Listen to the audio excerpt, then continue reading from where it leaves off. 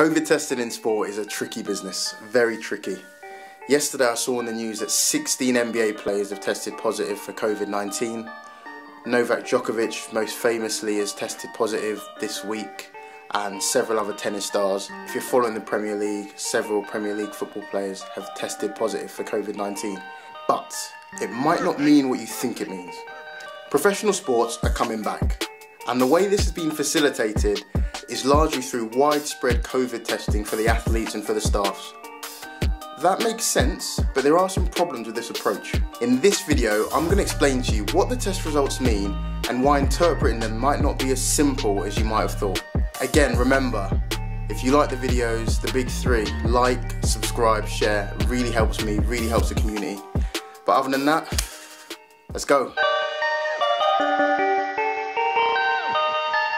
Perfect.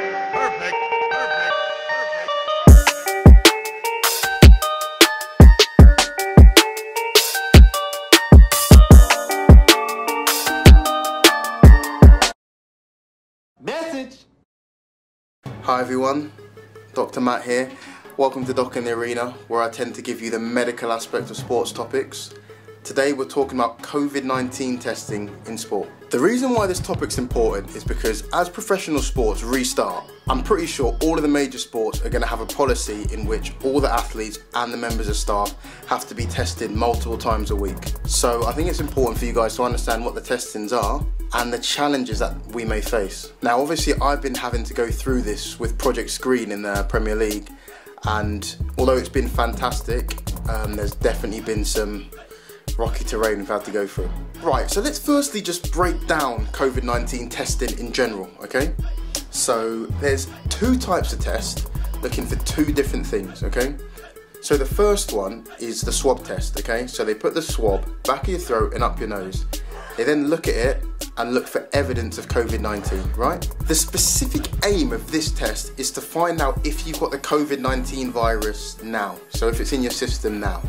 On the flip side, we've got the antibody test.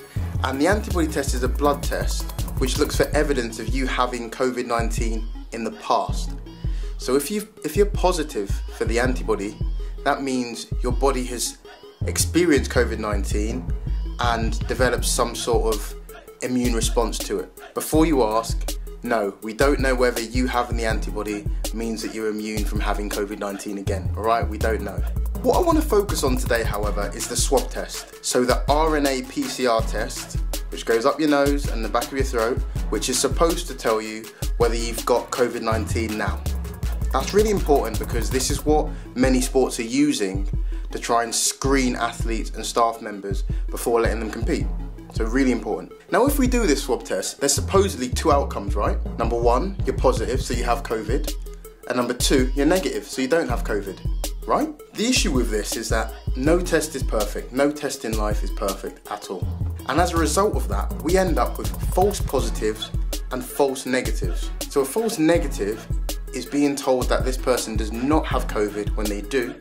And a false positive is being told this person does have COVID when they don't. Now, I'm not going to sit here and criticise false negatives. They're an unfortunate reality of any test. The test can only tell you if you had COVID at the time of the test. So if you get your swab done and then 30 minutes later you develop COVID, that's no one's fault. What is more interesting to me from my personal experience is false positives. So people being told that they've got COVID when they don't. This is going to become a more and more common finding as we start testing more asymptomatic healthy people. Why does this happen, you ask? Right, let me explain. So the test inherently looks for evidence of COVID in your system, basically. So in your nasal passage and back of your throat, etc, etc, right? Problem with this is, okay, the analogy I'll use is a DNA test.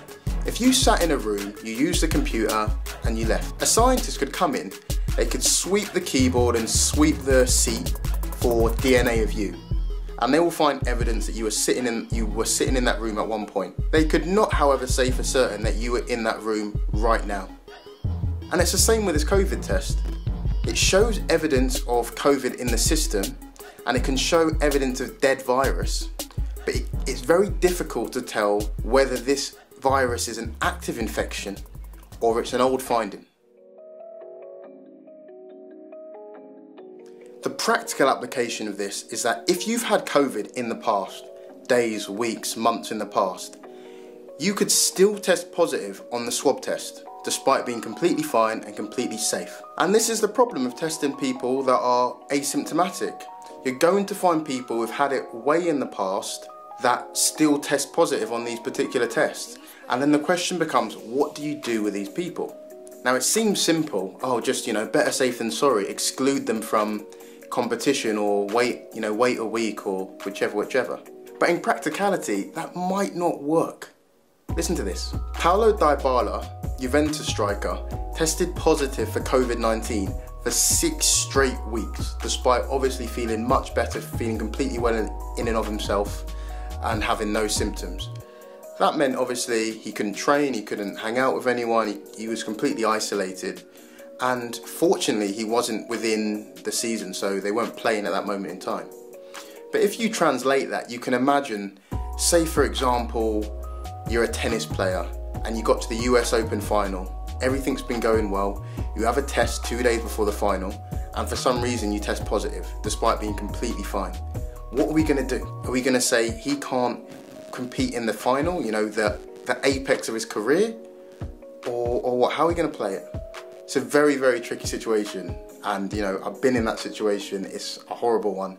Horrible decisions have to be made, and I'm very interested in your opinion, because I think safety first, but I appreciate the practicality of the situation. So yeah, that's just a quick explanation of COVID testing and how it's going to be applied in sports.